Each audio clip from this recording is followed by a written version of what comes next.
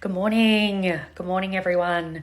Just thought I would share something with you that I think is really interesting. It was actually an experience that I had last year. In fact, I was on a business retreat because I like to invest in things like that, and I reap enormous rewards from those investments, and it's always interesting the things that come out of those retreats each time. But I've got a relevant experience that I feel like a lot of you that are gonna relate to, right? Now, I have very much been, for a lot of my business journey, a person that said, I don't have time a lot, right? And I think I'm speaking to a lot of you that are busy business owners, in addition to that, you've got life, parents, relationships, commitments outside of business.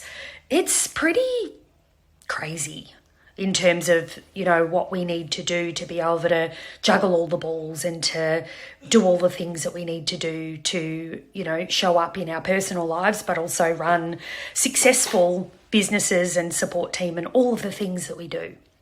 So I got into a very entrenched habit of constantly saying, I don't have time, I don't have time, I don't have time. And I was very dismissive, I suppose, of certain, don't get me wrong, like at heart, I'm an executor, right? I wouldn't have the businesses that I've been able to build if I didn't execute and I didn't do some needle moving things to be able to continue my progress, right?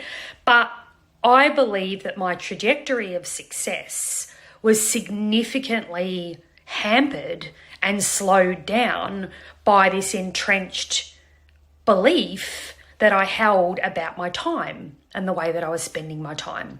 It was a reality that on the days that I worked, there was not a lot of flexibility in there, right? That was a fact, right? But the variable that could have been changed was what was actually being put in there to be done, what was being prioritized, right? And it was funny because I was at this business retreat, and this is when the penny dropped for me. I had a guru sitting in front of me, basically giving me a whole social media strategy for attracting new clients. And blow by blow, he's like, you do this, then you do this, then you do that, and then you do the, like the whole method was being laid before me. And what do you think I was saying to myself? I don't have time. Like literally, my coding, my narrative was, don't have time for that, don't have time for that, don't have time for that.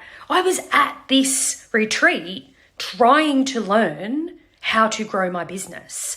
This guy put down the blueprint and said, here's how you do it. And my brain's going, I don't have time, I don't have time, I don't have time.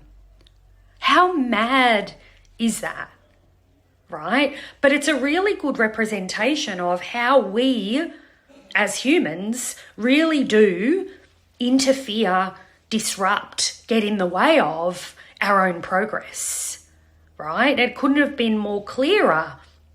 He's giving me the blueprint of what I need to do to be able to move forward, which is the whole reason why I went there in the first place, why I paid for my tickets, got my accommodation, travelled overseas, took my 13-month-year-old screaming down the plane, why I made all of these sacrifices to get there. And I literally had the gall to say to myself that I don't have time to execute the strategies that he's putting in front of me. Anyway, that was a moment for me. I went, whoa, this is not good. This is getting in the way. And in fact, what I need to do is I need to change the way that I'm spending my time so that I can actually incorporate some of the things that he's recommending. And it's so interesting to me because I feel like one of the biggest objections that I get from my coaching clients around execution is I don't have time, right? Or this got in the way, or I had to do this, or disruptive things, but these clients and a lot of you guys are the same people that are putting your hand up and going, I want a different business. I want to make more money. I want a different life. I want a team that performs. I want clients that, you know, do X, Y, Z.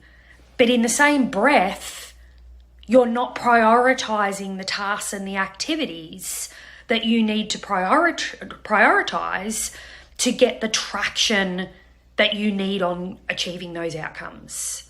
Because you're forever kind of caught up in the moment and the crises and the things that are on fire and the disruptions and the notifications and the phone calls and all the disruptive things that keep you away from executing and focusing on the needle moving activities.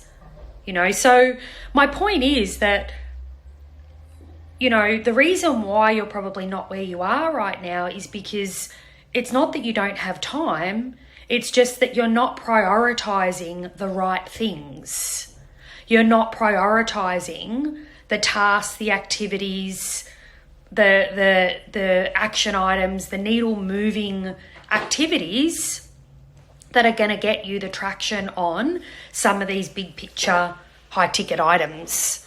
You know, like I said, more profit, revenue growth, client commitment, higher levels of client commitment, higher levels of team performance, more time at home with your family, like gold ticket shit, right?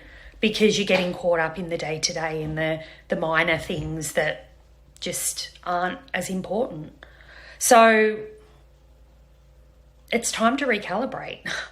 It's time to, you know, one of the first things that I did when I had this realization was I went to my diary and I started culling meetings. I started culling things that were not needle moving. I started delegating things to other people in my team. I restructured responsibilities and handed some things over that I just felt like were not going to contribute to the big picture. Like I got a pair of scissors and I was brutal on my diary. And the anchor point was, is this going to get me where I need to go? Is this going to get me where I need to go? Is this going to get me where I need to go? Is this going to... It was all anchored against the big picture. And if it wasn't contributing to the big picture, it went out. Or if there was someone else that was capable of delivering that activity or that oversight or that responsibility in my team, it went. Something to think about.